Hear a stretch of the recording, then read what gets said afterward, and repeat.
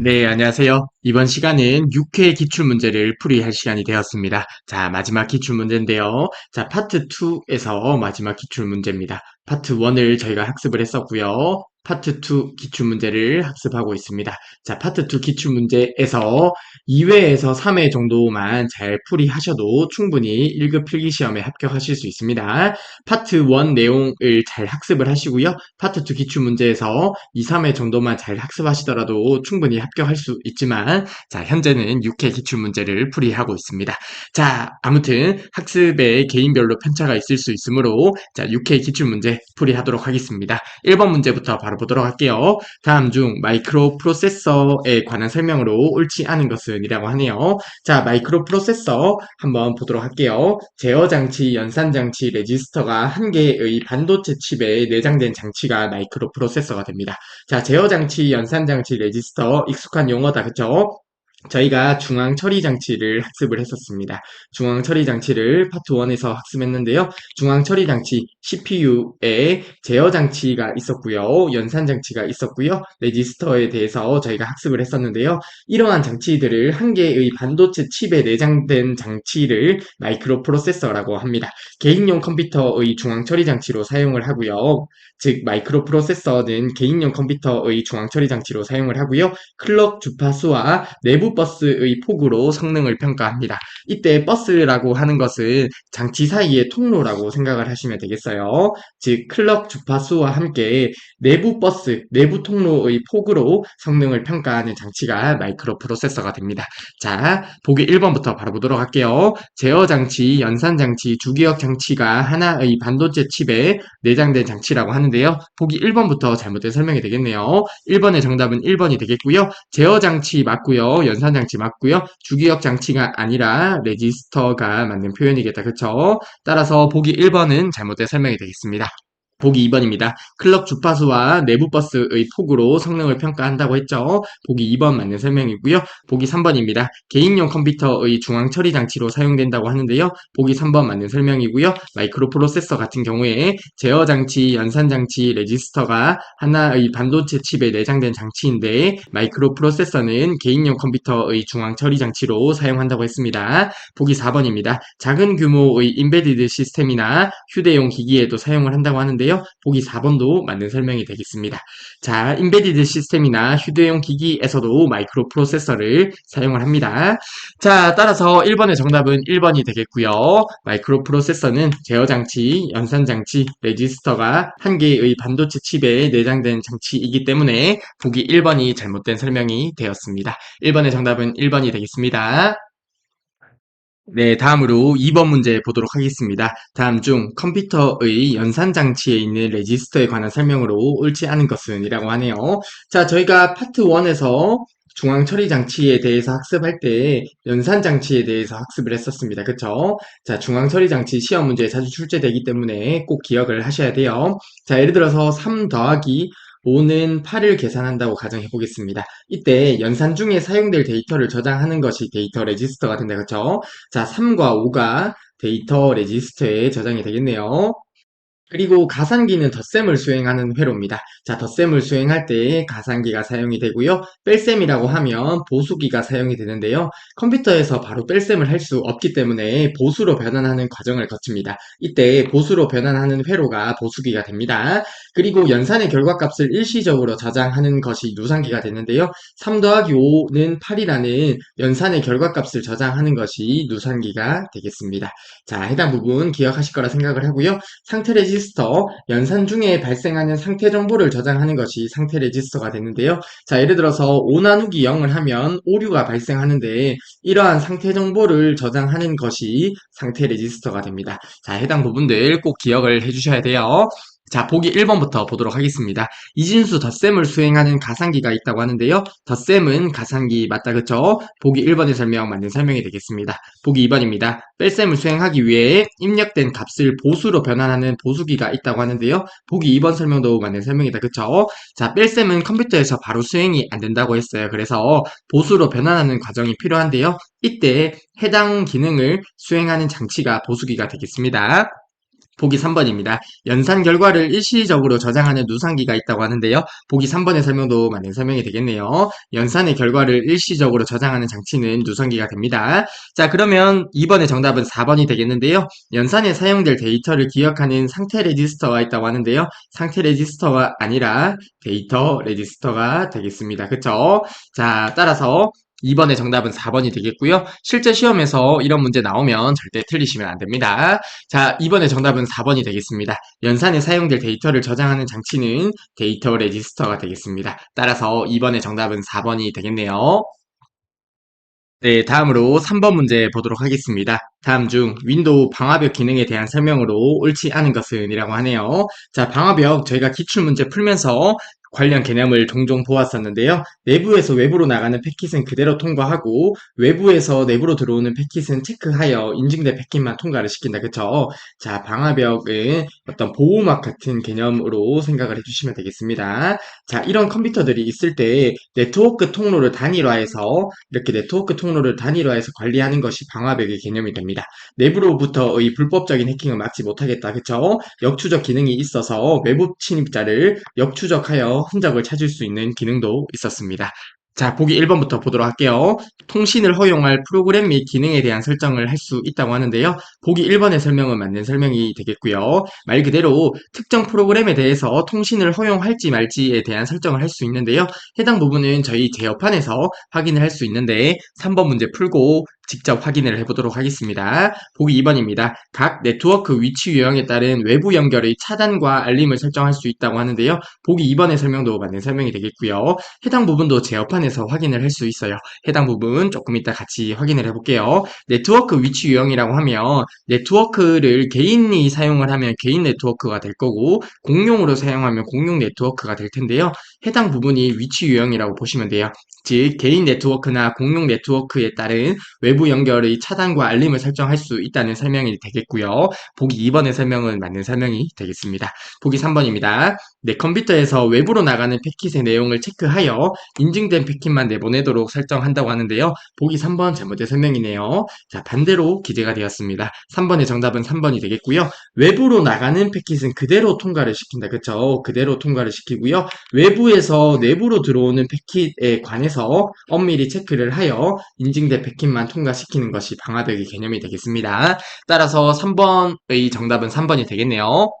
보기 4번입니다. 역추적 기능으로 외부 침입자의 흔적을 찾을 수 있다고 했습니다. 보기 4번의 설명도 맞는 설명이 되겠고요. 자, 3번의 정답은 3번이 되겠습니다. 방화벽은 내부에서 외부로 나가는 패킷은 그대로 통과를 시키고요. 외부에서 내부로 들어오는 패킷에 대해서 인증된 패킷만 통과를 시키게 됩니다. 따라서 3번의 정답은 3번이 되겠습니다.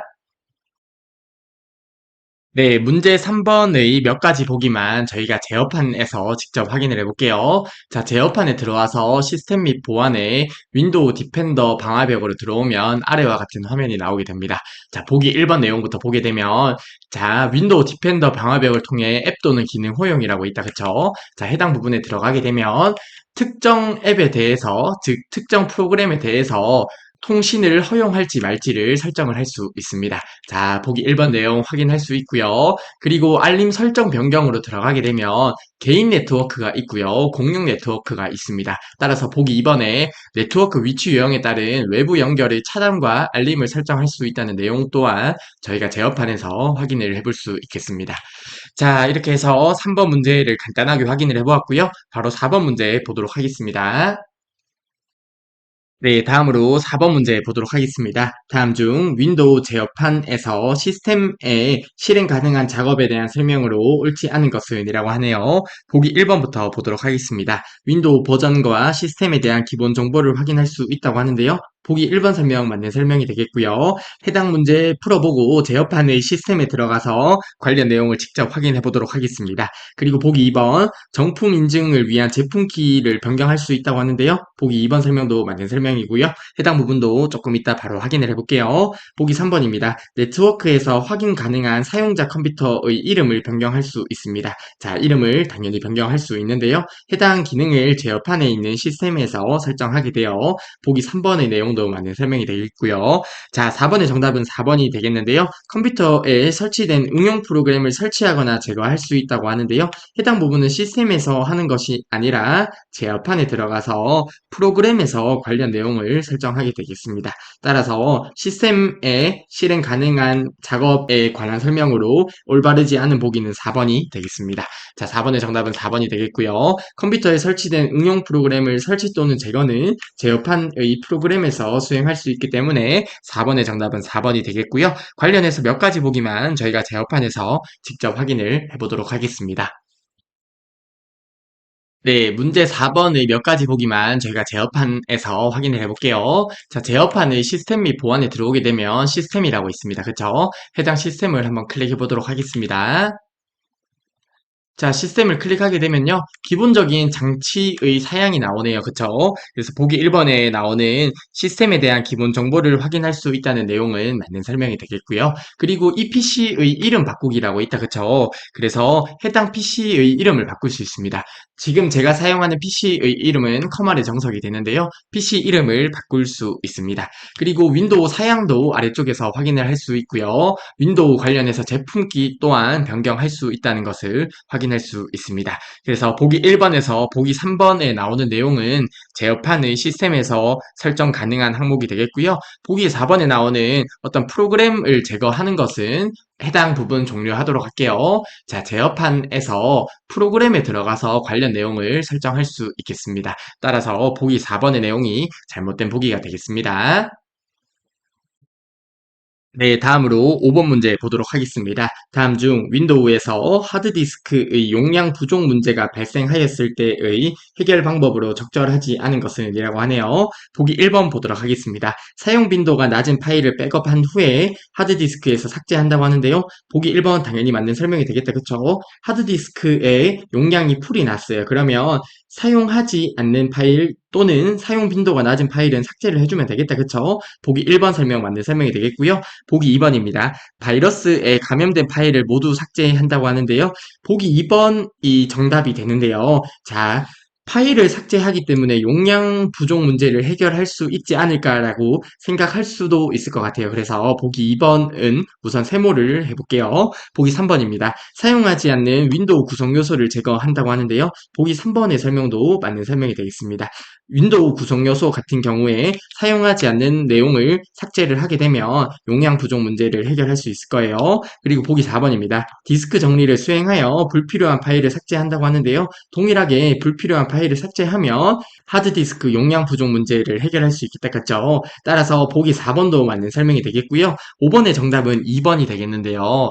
자, 바이러스에 감염된 파일 삭제를 하는 것은 바이러스 퇴치가 주 목적이지 디스크 용량 부족 문제 해결 의 방법으로는 가장 적절하지 않기 때문에 5번의 정답은 2번이 되겠습니다. 그래서 실제 시험에서 이런 2번 보기를 보았을 때 파일을 삭제하기 때문에 용량 부족 문제를 해결할 수 있지 않을까라는 생각을 하면서 볼 수도 있을 것 같은데요. 하지만 보기 1번과 4번 중에서 하드디스크 용량 부족 문제의 방법으로 가장 부적절한 보기를 고르자면 2번이 정답이 되겠습니다. 자, 디스크 용량이 부족한 경우에 당연히 상식적으로 생각할 수 있는 부분이에요. 불필요한 파일을 삭제하는 게 가장 쉬운 방법이겠다. 그쵸? 그리고 사용하지 않는 윈도우 기능을 제거할 수도 있겠고요. 휴지통에 있는 파일을 삭제할 수도 있겠습니다. 그리고 디스크 정리를 통해서 불필요한 파일을 삭제해 주시면 되겠습니다. 아래의 내용은 상식적으로 그냥 눈에 익혀두시면 좋을 것 같아요. 자, 아무튼 5번의 정답은 2번이 되겠습니다. 바이러스 감염된 파일의 삭제 목적은 바이러스 퇴치가 목적이므로 5번의 정답은 2번이 되겠습니다. 네, 다음으로 6번 문제 보도록 하겠습니다. 다음 중 윈도우 탐색기에서 검색 상자를 사용하여 파일이나 폴더를 찾는 방법으로 옳지 않은 것은 이라고 하네요. 자, 해당 문제 저희가 파트 1에서 풀어보았던 문제 같습니다. 자, 해당 내용 당연히 알고 계실 거라 생각을 하지만요. 관련 내용을 간단하게 살펴보고 바로 6번 문제 풀어보도록 하겠습니다. 파일 탐색기에서 찾으려는 파일이나 폴더명을 검색해서 특정 파일이나 폴더를 찾을 수 있을 텐데요. 내용 앞에 마이너스 기호를 붙이게 되면 해당 내용이 포함되지 않은 파일이나 폴더를 검색할 수 있습니다. 따라서 6번의 정답은 2번이 되겠죠. 자, 검색 내용에 해당 기호가 아니라 마이너스를 붙이게 되면 해당 내용이 포함되지 않은 파일이나 폴더를 검색할 수 있습니다. 따라서 6번의 정답은 2번이 되겠고요. 그리고 와일드카드 문자를 사용할 수 있고요. 데이터 검색한 후에 검색 기준을 저장할 수 있어요. 즉, 예를 들어서 특정 키워드로 주기적으로 저장할 일이 있다고 하면 해당 검색 기준을 저장을 해서 다음에 사용할 때 검색 기준과 일치하는 채식 파일을 표시해 주기 때문에 자주 검색하는 내용이 있다면 해당 기능을 사용하면 조금 더 편리하게 사용할 수 있겠다. 그쵸? 자, 아무튼 이러한 기능들이 있었고요. 파트 1에서 봤던 내용이므로 간단하게 다른 보기들 보고 6번 문제에 넘어가도록 하겠습니다. 보기 1번입니다. 검색 상자에서 찾으려는 파일이나 폴더명을 입력하면 자동으로 필터링되어 결과가 표시되겠다. 그쵸? 자, 용어가 어렵게 느껴지신다면 쉽게 생각하시면 됩니다. 검색 상자에서 특정 내용을 검색한다고 가정해 볼게요. 자, 커말이라고 검색을 했어요. 그러면 커말이 들어있는 파일이나 폴더명만 이렇게 표시가 될 거잖아요. 해당 의미가 필터링이 된다는 의미가 되겠습니다. 자, 보기 3번. 아스타 별표나 물음표와 같은 와일드카드 문자를 사용하여 파일이나 폴더를 검색할 수 있습니다. 보기 3번 내용 맞는 설명이 되겠고요. 보기 4번입니다. 특정 파일 그룹을 정기적으로 검색하는 경우에 검색 저장 기능을 이용할 수 있다고 했습니다. 해당 기능을 이용하면 다음에 사용할 때 원래 검색과 일치하는 최신 파일을 표시해주게 됩니다. 따라서 보기 4번도 맞는 설명이 되겠고요. 6번의 정답은 2번이 되겠네요. 검색 내용에 마이너스를 붙이게 되면 해당 내용이 포함되지 않은 파일이나 폴더를 검색하므로 6번의 정답은 2번이 되겠습니다.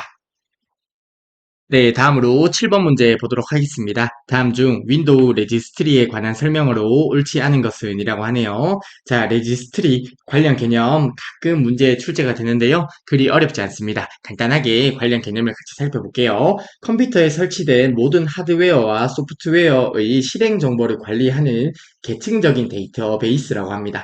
자, 해당 용어가 어렵게 느껴지실 수 있는데요. 계층적이라는 것은 폴더 안에 들어가면 어떤 폴더가 있고, 그리고 해당 폴더 안에 어떤 폴더가 있고, 이런 식으로 관리되는 것을 계층적이라고 해요. 그리고 데이터베이스라고 하면 어떤 관련된 파일들의 모임 정도 생각을 하시면 되겠는데요. 그래서 쉽게 정리를 하면 레지스트리라는 것은 하드웨어와 소프트웨어의 실행 정보를 관리하는 관련 파일들의 모임 정도 생각을 해주시면 되겠습니다.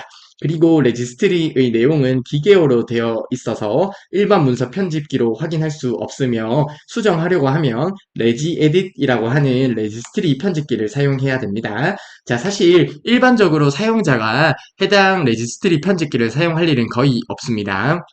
자, 그리고 레지스트리는 시스템의 중요한 정보를 가지고 있으므로 레지스트리에 문제가 있을 경우에 시스템의 부팅이 되지 않을 수 있기 때문에 그래서 일반 사용자들은 레지스트리 편집기를 들어갈 일이 거의 없다고 생각을 하시면 되겠습니다.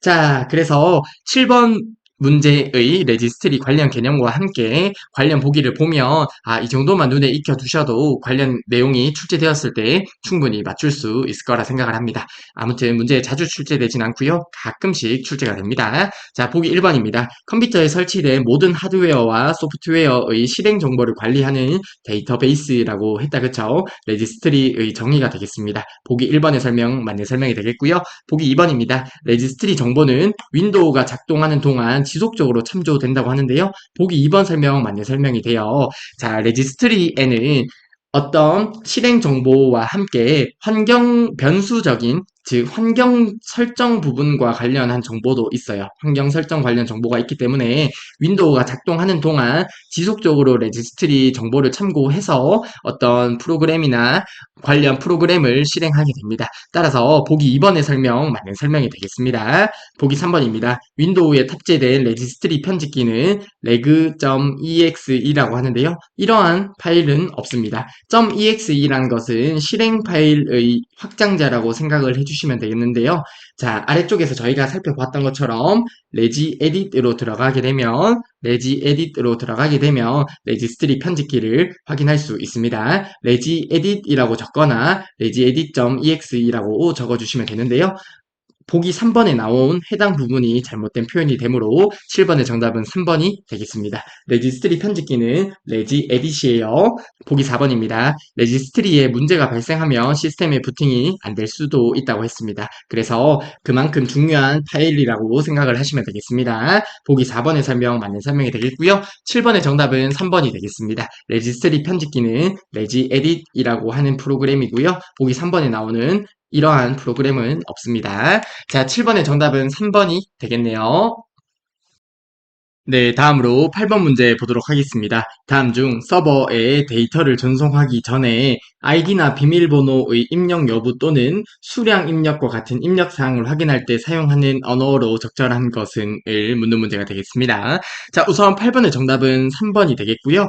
자, 여러 프로그래밍 언어가 있는데요. 각 프로그래밍 언어를 전부 외우는 것보다는 문제에 나왔을 때 문제의 해당 언어를 학습하는 것이 조금 더 효율적일 수 있겠습니다. 자, 왜냐하면 프로그래밍 언어의 종류가 굉장히 많은데 시험 문제에 엄청 자주 출제되는 개념은 아니고 이렇게 종종 출제가 되는데요. 그때마다 관련 문제를 통해서 학습하는 것이 조금 더 효율적이겠습니다. 자, 우선 이번 문제에서 자바스크립트 언어 한번 볼게요. 그리 어렵지 않습니다. 자, 클라이언트 측에서 수행이 됩니다. 자, 아래쪽에서 관련 내용을 조금 더 보겠지만 언어에는 클라이언트 측 언어가 있고요. 서버 측 언어가 있다. 그쵸? 서버 측 언어를 학습하면 나머지 언어는 클라이언트 측 언어라고 생각을 해주시면 되겠습니다.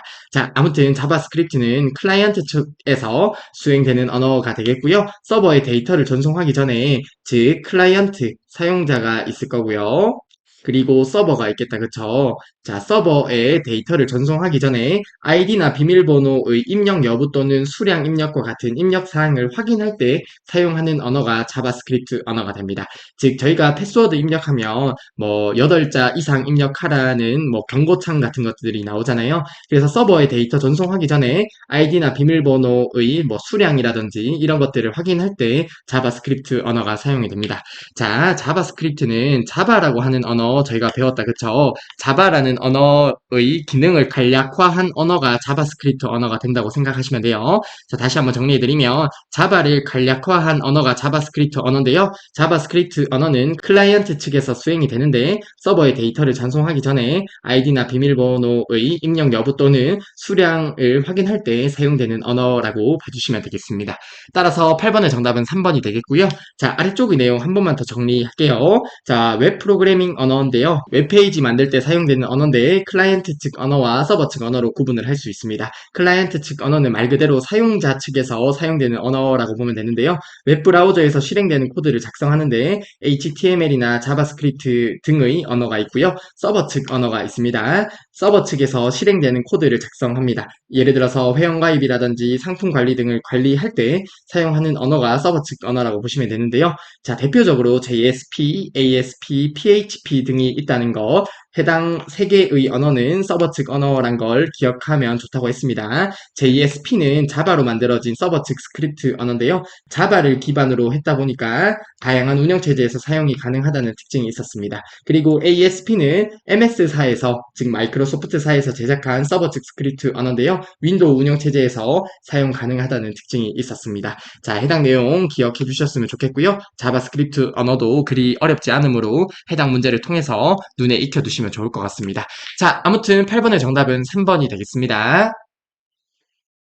네, 다음으로 9번 문제 보도록 하겠습니다. 다음 중 컴퓨터에서 사용되는 운영체제의 목적에 관한 설명으로 옳지 않은 것은 이라고 하네요. 자, 저희가 좋은 운영체제를 판단하는 기준 4가지를 배웠습니다. 그쵸? 자, 해당 내용 당연히 기억하실 거라 생각을 하고요. 처리 능력, 신뢰도, 사용 가능도, 응답 시간을 기준으로 좋은 운영체제를 판단할 수 있었습니다. 처리 능력이 좋을수록 일을 정확히 처리할수록, 그리고 사용 가능도는 즉시 사용 가능할수록, 그리고 응답 시간은 결과를 얻을 때까지 시간이 적을수록 좋은 운영체제라고 판단을 할 수 있었습니다. 자, 관련 내용 바탕으로 해서 보기 1번부터 바로 보도록 할게요. 시스템의 작업을 의뢰한 시간부터 처리가 완료될 때까지의 걸린 시간을 의미하는 반환 시간의 단축이 요구된다는 설명은 맞는 설명이 되겠다. 그쵸? 반환 시간이 짧을수록 좋은 운영체제가 되겠습니다. 보기 2번입니다. 일정 시간 내에 시스템이 처리하는 일의 양을 의미하는 처리 능력의 향상이 요구되겠죠. 그래서 처리 능력이 좋을수록 좋은 운영체제가 된다고 했습니다. 보기 2번 내용도 맞는 보기가 되겠고요.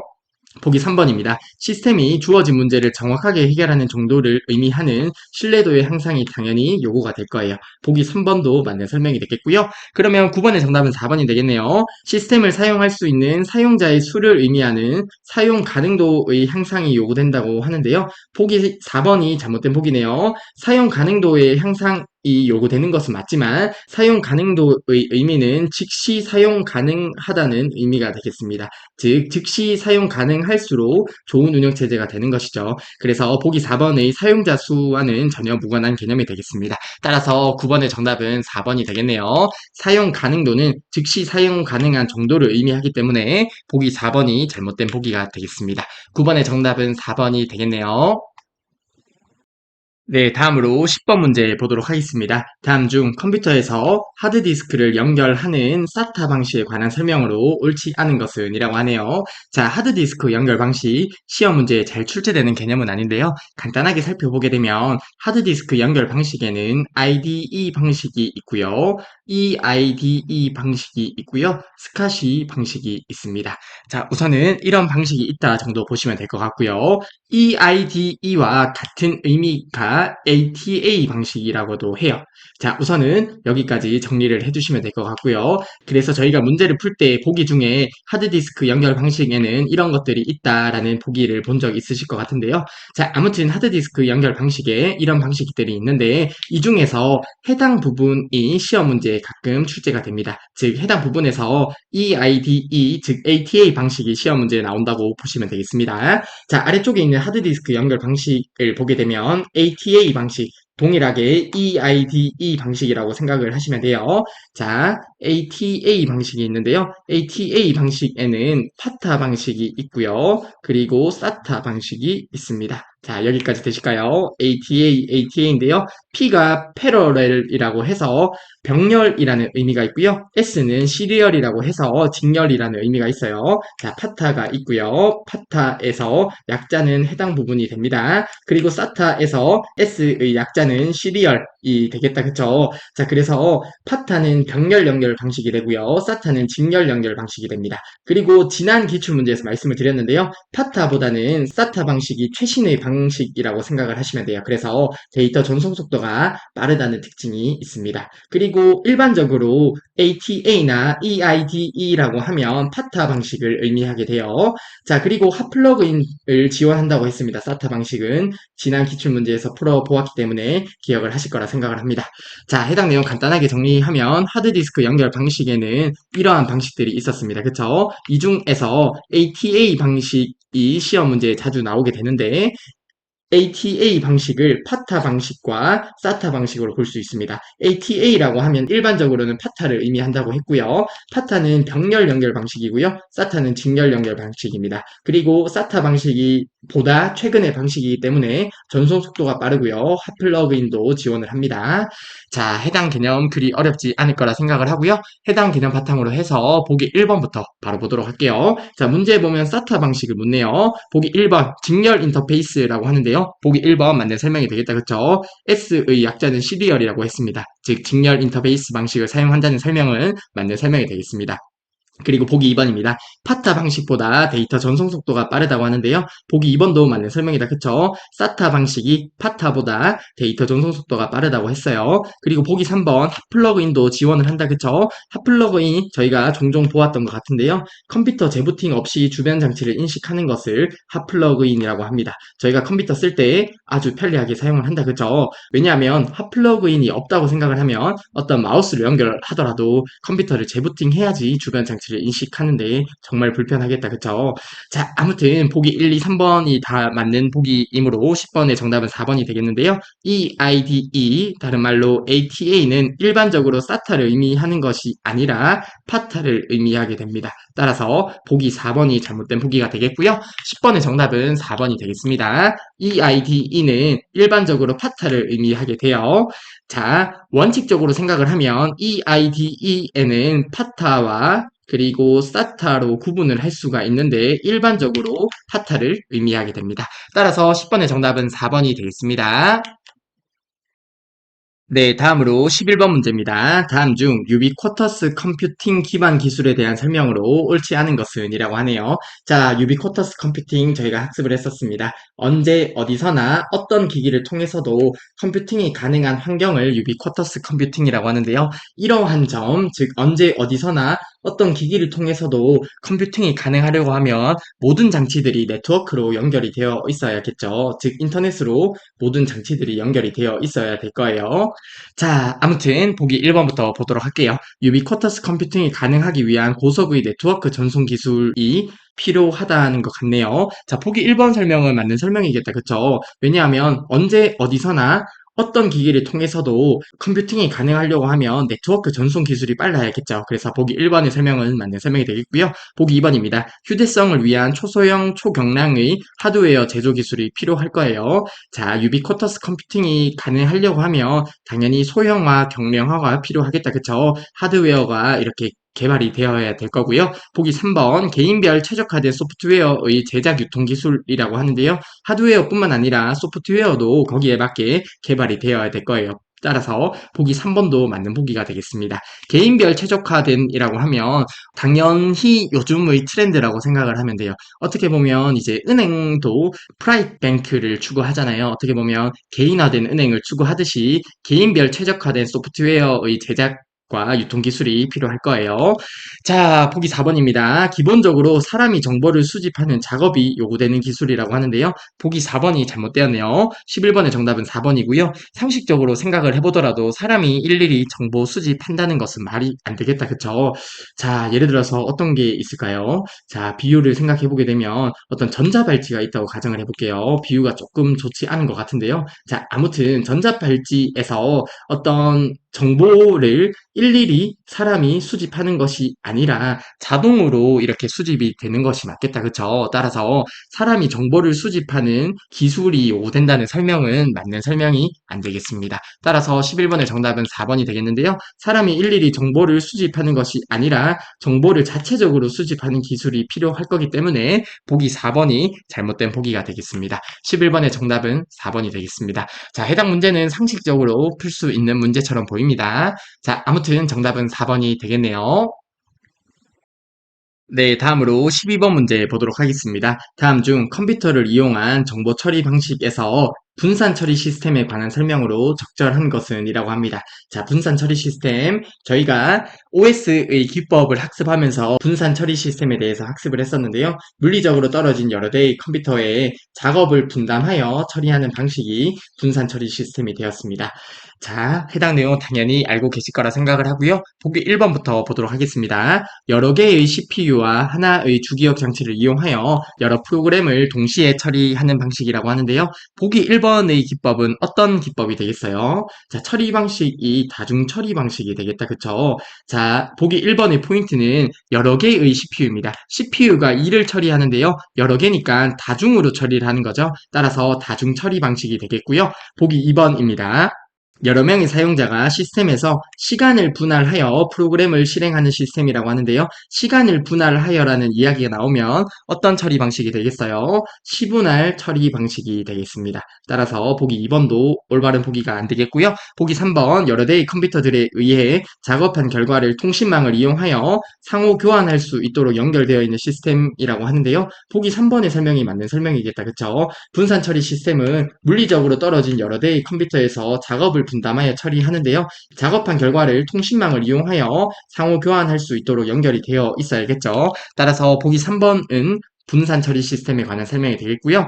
보기 4번 보도록 할게요. 하나의 CPU와 주기억 장치를 이용하여 여러 개의 프로그램을 동시에 처리하는 방식이라고 하는데요. 보기 4번은 다중 프로그래밍이다. 그렇죠? 하나의 CPU, 처리하는 친구는 하나인데요. 프로그램을 여러 개 처리하는 거죠. 그래서 다중 프로그래밍 방식이 되겠습니다. 자, 프로그램이 처리할 객체라고 생각을 하면 되는데요. 처리할 것이 여러 개 있다. 다중 프로그래밍이 되겠고요. 그리고 CPU에서 처리를 하는데요. CPU가 여러 개다. 그쵸? 처리해주는 친구가 여러 개다. 다중 처리가 되겠습니다.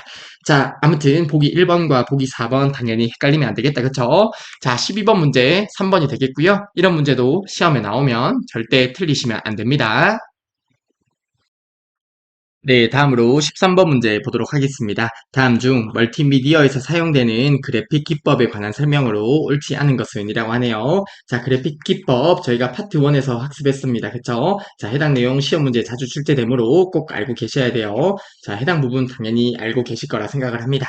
자, 보기 1번부터 바로 보도록 할게요. 렌더링은 3차원 애니메이션을 만드는 작업의 일부라고 하는데요. 보기 1번의 설명은 맞는 설명이다. 그쵸? 3차원 애니메이션, 즉 3차원 이미지를 만들 때는 주로 모델링의 과정을 거치고요. 모델링은 이미지를 3차원 그래픽으로 어떻게 표현할지를 정하는 기법이 되겠고요. 모델링의 과정을 거친 다음에 렌더링의 과정을 거쳐서 렌더링은 이미지의 명암과 색상을 입혀 사실감을 더해주는 기법이에요. 자, 이러한 과정을 통해서 3차원 그래픽을 만들게 됩니다. 따라서 보기 1번의 설명 맞는 설명이 되겠다. 그쵸? 보기 2번입니다. 모핑은 두 개의 이미지를 부드럽게 연결하여 변환하거나 통합하는 작업이라고 하는데요. 보기 2번의 설명 맞는 설명이다. 그쵸? 영화 볼 때 어떤 이미지가 자연스럽게 넘어가는 것이 모핑이 됩니다. 두 개의 이미지를 부드럽게 연결하여 변환 통합하는 기법이 모핑이 되는데요. 보기 2번 맞는 설명이다. 그쵸? 보기 3번입니다.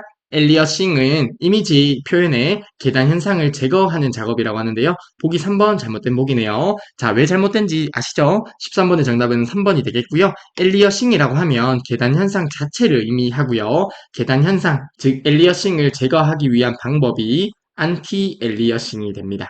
안티 엘리어싱이 되므로 보기 3번이 잘못된 설명이 되겠습니다. 자, 그래픽 표현하는 방법에 비트맵 방식이 있었고요. 그리고 벡터 방식이 있었습니다. 그쵸? 자, 당연히 기억하셔야 돼요. 비트맵 방식 같은 경우에 이미지의 가장자리가 거칠게 표현되는 계단 현상이 있었는데요. 해당 현상을 부드럽게 해주는 기법이 안티 엘리어싱이 됩니다. 따라서 보기 3번이 잘못된 보기가 되겠습니다. 엘리어싱은 계단 현상 자체를 의미하는 거죠.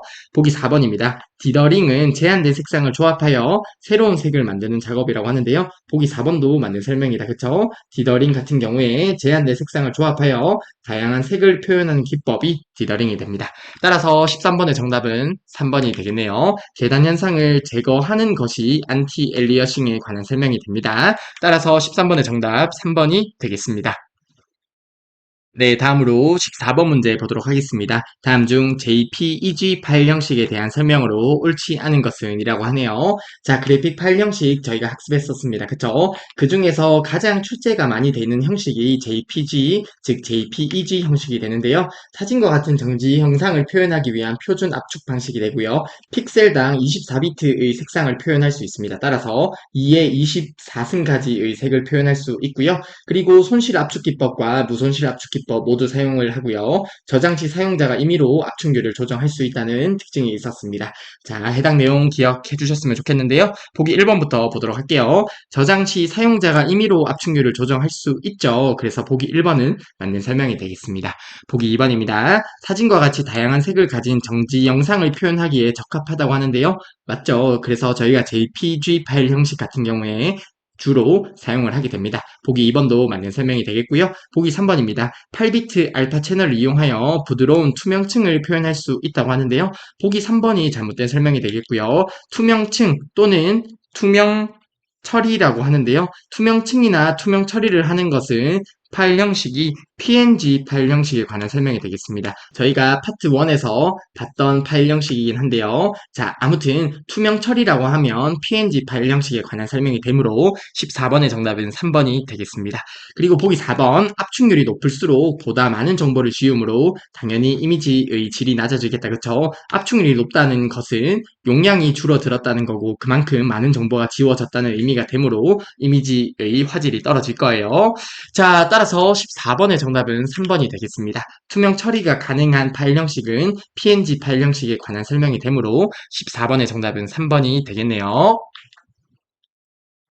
네, 다음으로 15번 문제 보도록 하겠습니다. 다음 중 정보통신기술 관련 용어에 대한 설명으로 옳지 않은 것은 이라고 하네요. 보기 1번부터 보도록 하겠습니다. IoT네요. 인터넷 오브 띵스의 약자가 되겠습니다. IoT는 사물 인터넷이 되는데요. 세상에 존재하는 모든 사물을 네트워크로 연결해서 인간과 사물, 사물과 사물 간 언제나 서로 소통할 수 있는 환경을 사물 인터넷 IoT라고 합니다. 사물에 센서를 부착하여 실시간으로 정보를 모은 후에 인터넷을 통해 개별 사물들 간에 정보를 주고받게 하는 기술이 IoT다. 그쵸? 사물과 사물 간에 또는 사람과 사물 간에 어떤 센서가 있다고 가정을 하고 실시간으로 이렇게 정보를 주고받는 거예요. 그래서 이러한 통신이 가능한 환경을 IoT라고 하고요. 이러한 기술을 IoT라고 합니다. 자, 아무튼 보기 1번의 내용 맞는 설명이 되겠고요. 사물 인터넷을 활용한 대표적인 예가 KT의 기가진이나 SKT의 누구, 카카오의 헤이 카카오 같은 것들이 있겠습니다. 자, 보기 1번 맞는 설명이 되겠고요. 보기 2번입니다. 와이브로라고 하는데요. 고정된 장소에서 초고속 인터넷을 이용할 수 있게 하는 무선 인터넷 서비스라고 하는데요. 자, 보기 2번 내용이 잘못되었습니다. 무선이라고 하는데 고정된 장소라고 하는 것부터 일단 말이 안 된다. 그쵸? 자, 그래서 관련 개념을 하나도 몰랐다고 하더라도 보기 2번을 고를 수 있을 것 같은데요. 자, 15번의 정답은 2번이 되겠습니다. Y가 와이어리스, 즉 무선의 약자가 되고요. 브로드밴드라고 보시면 돼요. 자, 무선 인터넷 서비스인데 고정된 장소에서만 사용한다는 게 조금 말이 안 되잖아요. 그리고 고정된 장소에서 사용을 하면 사실 어떻게 사용을 하겠어요? 이동 중에서도 당연히 사용할 수 있어야겠죠. 그래서 고정된 장소라는 표현이 잘못되었고요. 이동 중에서도 사용할 수 있는 무선 인터넷 서비스라고 생각을 하시면 되겠습니다. 따라서 15번의 정답은 2번이 되겠고요. 보기 3번입니다. VoIP라고 하는데요. 보이스 오브 인터넷 프로토콜의 약자가 되는데요.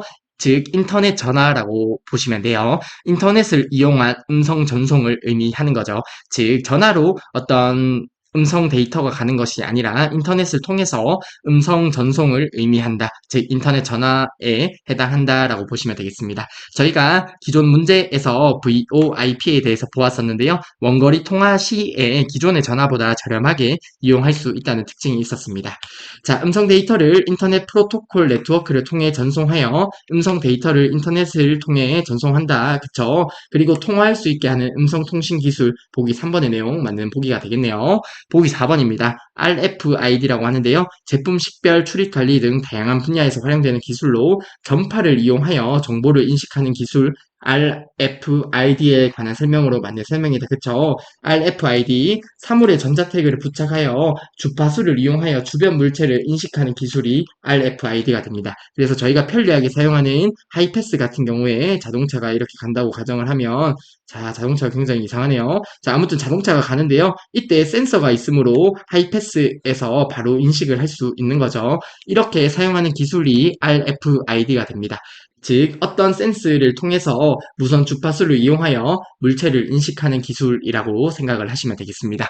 자, 15번의 정답은 2번이 되겠네요. Y브로는 이동 중에도 인터넷을 사용할 수 있는 서비스가 됩니다. 고정된 장소가 말이 안 되죠. 자, 15번의 정답은 2번이 되겠습니다.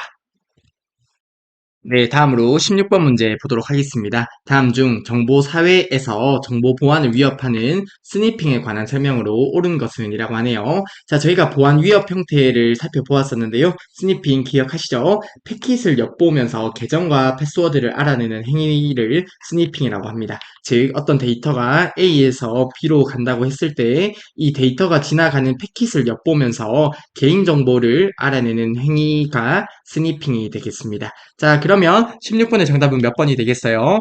16번의 정답은 4번이 되겠다. 그쵸? 사용자가 전송하는 데이터를 훔쳐보는 것으로 네트워크 패킷을 엿보면서 계정과 패스워드, 즉 개인정보를 알아내는 보안 위협 형태가 스니핑이 됩니다.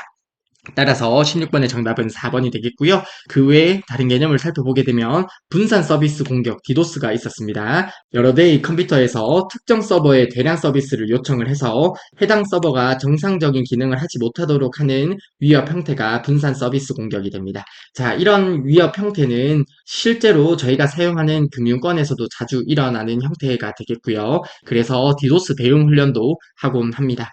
아무튼 이러한 개념이 디도스에 관한 개념이 되겠고요. 그리고 스푸핑이라고 하는데요. 검증된 사용자인 것처럼 위장해서 접속을 시도하는 행위를 스푸핑이라고 하고요. 키로거, 키보드의 키 입력 캐치 프로그램을 이용하여 개인정보 등을 빼내는 행위가 키로거가 되고요. 피싱은 이메일 등을 이용해서 가짜 사이트로 접속을 유인한 후에 정보를 빼내는 행위를 피싱이라고 합니다. 자, 보안 위협 형태에 해당 부분은 기억을 해주셨으면 좋겠습니다. 자, 아무튼 16번의 정답은 4번이 되겠습니다. 자, 스니핑은 패킷을 엿보면서 개인정보를 빼내는 행위를 스니핑이라고 합니다. 따라서 16번의 정답은 4번이 되겠습니다. 네, 다음으로 17번 문제 보도록 하겠습니다. 다음 중 인터넷 주소와 관련된 설명으로 옳지 않은 것은 이라고 하네요. 자, IP 주소 저희가 파트 1에서 학습했었습니다. IPv4가 있었고요. IPv6가 있었습니다. 그쵸? 자, 해당 내용들 시험 문제에 종종 출제되므로 당연히 알고 계셔야 돼요. 자, 적어도 커멀 시험에 있어서 IPv6는 대부분 좋은 보기라면 맞는 보기라고 생각하시면 되겠습니다. 자, 보기 1번부터 보도록 할게요. IPv4는 클래스별로 주소 부여 체계가 달라지며 A 클래스는 소규모 통신망에 사용된다고 하는데요. 자, 우선 보기 1번이 잘못된 설명이 되겠습니다. 그래서 17번의 정답은 1번이 되겠습니다. IPv4는 주소를 A 클래스에서 E 클래스로 구분할 수 있다고 말씀드렸습니다. 그래서 주소 부여 체계가 달라진다는 설명은 맞는데요. A 클래스 같은 경우에는 국가나 대형 통신망에서 사용을 해요. 자, A 클래스가 있고요. 뭐 B 클래스가 있고요. 쭉 E 클래스까지 있겠다. 그쵸? E 클래스까지 있는데요. 자, 해당 부분은 IPv4의 특징이 됩니다. IPv4는 A 클래스부터 E 클래스까지 구분을 하는데요. 이때 A 클래스 같은 경우에 국가나 대형 통신망에서 사용되는 형태라고 보시면 되겠고요. B 클래스 같은 경우에는 중대형, 뭐 C 클래스는 소규모 통신망 이런 식으로 내려간다고 보시면 돼요. 자, 그래서 A 클래스는 소규모 통신망이라는 설명이 잘못된 설명이 되겠습니다. 따라서 17번의 정답은 1번이 되겠고요. A 클래스 같은 경우에는 국가나 대형 통신망에 사용하는 형태가 되겠습니다. 자, 보기 2번입니다. URL은 인터넷상에 존재하는 각종 자원이 있는 위치를 나타내는 표준 주소 체계가 URL이다. 그쵸? 보기 2번은 맞는 설명이 되겠고요. 보기 3번입니다. IPv6는 128비트, IPv4는 32비트로 구성된 주소 체계 방식이라는 설명도 맞는 설명이 되겠다. 그쵸? IPv4는 32비트로 구성이 되고요. IPv6는 128비트로 구성이 됩니다. 따라서 보기 3번 내용도 맞는 설명이고요. DNS는 도메인 네임 서버나 도메인 네임 시스템이라고 하는데요. 도메인 네임을 IP 주소로 변환하거나 그 반대의 변환을 수행하는 시스템을 DNS라고 합니다. 보기 4번의 설명도 맞는 설명이 되겠고요. 일반적으로 DNS를 www.naver.com 같은 도메인 네임을 IP 주소로 변환한다고 생각을 하시면 되는데요. 그 반대의 기능도 하기 때문에 보기 4번의 설명도 맞는 설명이 되겠습니다. 자, 17번의 정답은 1번이 되겠는데요. IPv4에서 주소를 A 클래스에서 E 클래스까지 구분을 하는데요. A 클래스는 대규모 통신망에 사용이 되므로 보기 1번 설명이 잘못된 설명이 되겠습니다. 자, 17번의 정답은 1번이 되겠네요. 네, 다음으로 18번 문제 보도록 하겠습니다. 다음 중 TCP/IP를 구성하는 각 계층에 관한 설명으로 옳지 않은 것은 이라고 하네요. 자, 우선 해당 문제 풀기 전에 저희가 OSI 7계층에 대해서 간단하게 살펴본 적이 있었는데요. OSI 7계층은 응용 계층, 표현 계층, 세션, 전송, 네트워크, 데이터 링크, 물리 계층으로 나눌 수 있었습니다. 자, 이렇게 나눈 것을 OSI 7계층이라고 했는데요. 각 계층에 해당하는 부분을 기억해 두시면 좋다고 말씀을 드렸고요. 해당 문제에서 묻는 것은 TCP/IP 4계층에 관해서 묻는 문제가 되겠습니다. 자, TCP/IP 4계층 시험 문제에 잘 출제가 되진 않습니다. 그래도 간단하게 살펴보게 되면요. 자, OSI 7계층에서 응용 표현 세션 계층을 응용 계층으로 하고요. 전송 계층은 전송 계층, 네트워크 계층은 인터넷 계층, 데이터 링크와 물리 계층을 링크 계층으로 해서 4개의 계층으로 나눈 것을 TCP/IP 4계층이라고 해요.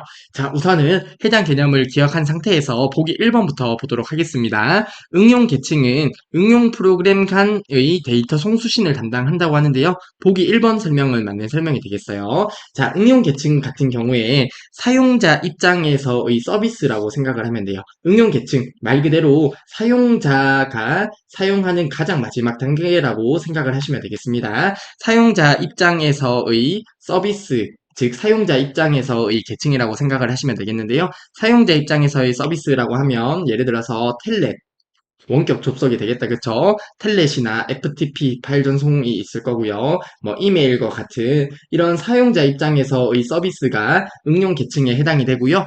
뿐만 아니라 응용 프로그램이라고 하면 저희가 뭐 사용하는 프로그램들 생각하시면 되겠네요. 특정 프로그램들 간의 데이터 송수신을 담당하는 계층이 응용 계층이라고 보시면 되겠어요. 자, 우선 해당 내용을 그냥 눈에 익혀두시면 되겠습니다. TCP/IP 계층에 있어서 시험 문제에 잘 출제되는 개념은 아니므로 자, 우선 이렇게 되구나 정도 생각을 해주시면 되겠어요. 자, 아무튼 보기 1번의 설명은 맞는 설명이 되겠고요. 보기 2번입니다. 전송 계층은 호스트들 간 신뢰성 있는 통신을 지원한다고 하는데요. 보기 2번 맞는 설명이 됩니다.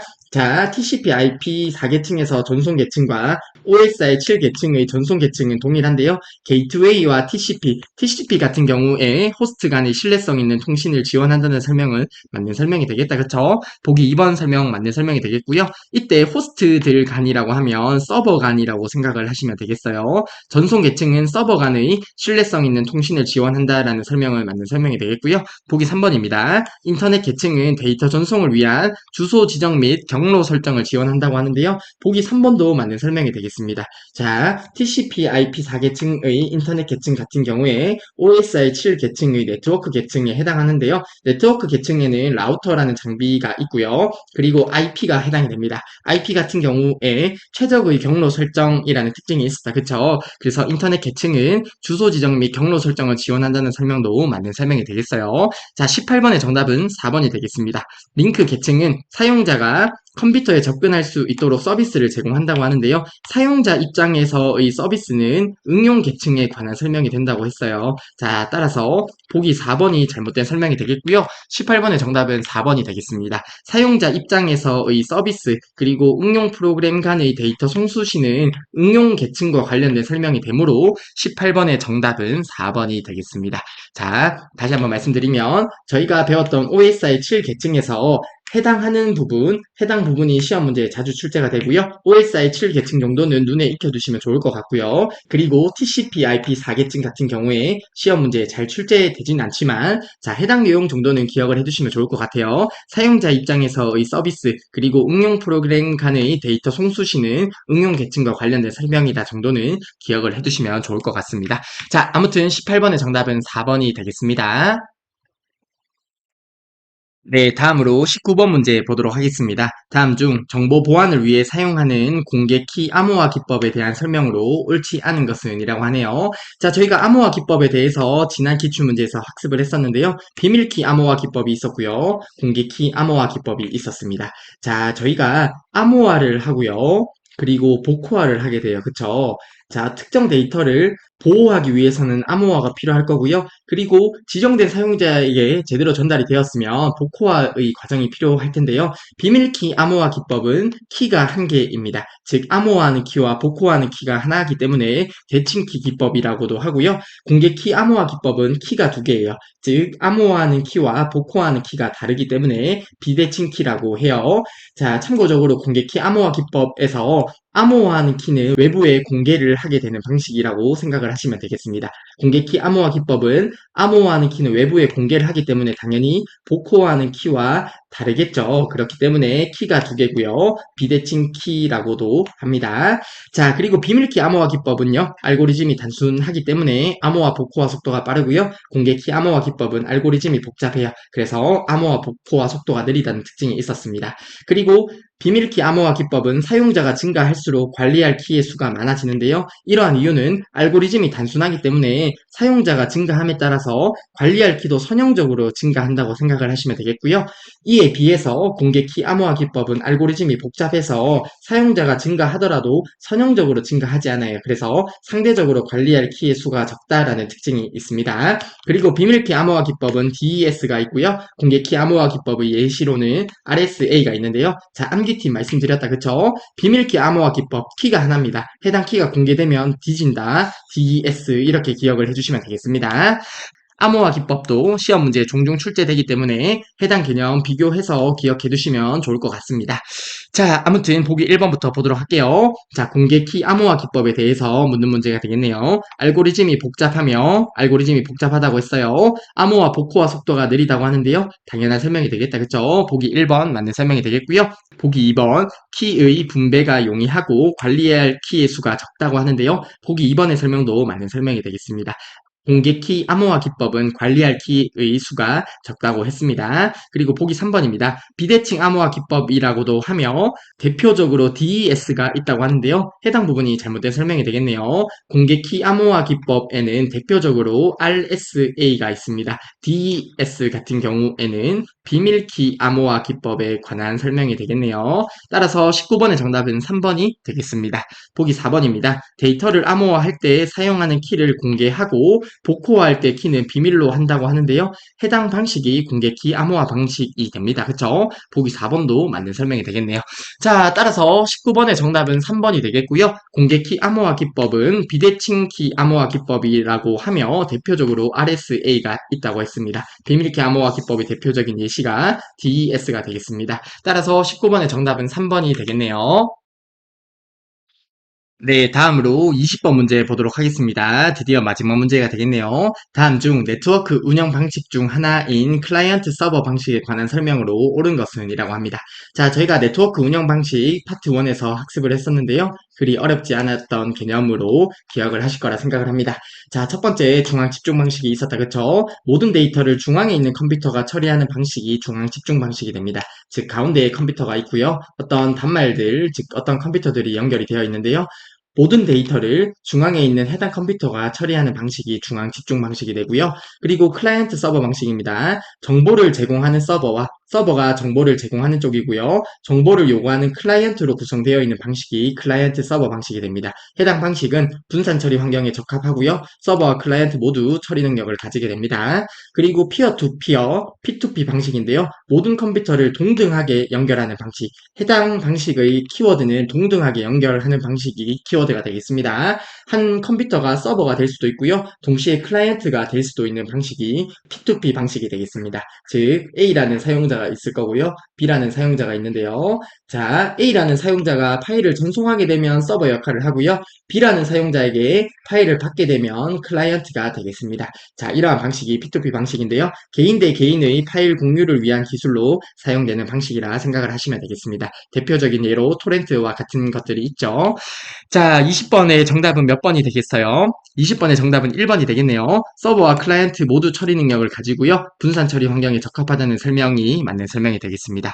따라서 20번의 정답은 1번이 되겠습니다. 보기 2번도 볼게요. 중앙 컴퓨터가 모든 단말기에서 요구하는 데이터를 처리하는 것은 중앙 집중 방식이 되겠네요. 보기 2번은 중앙 집중 방식에 대한 설명이 되겠습니다.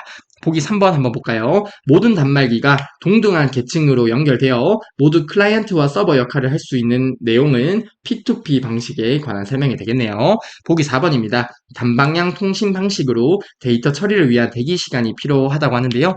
해당 부분은 통신 방식의 구분으로서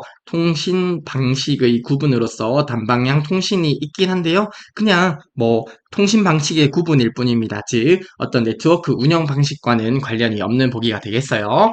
자, 아무튼 20번의 정답은 1번이 되겠고요. 분산 처리 환경에 적합한 네트워크 운영 방식은 클라이언트 서버 방식이 되겠습니다. 따라서 20번의 정답은 1번이 되겠습니다.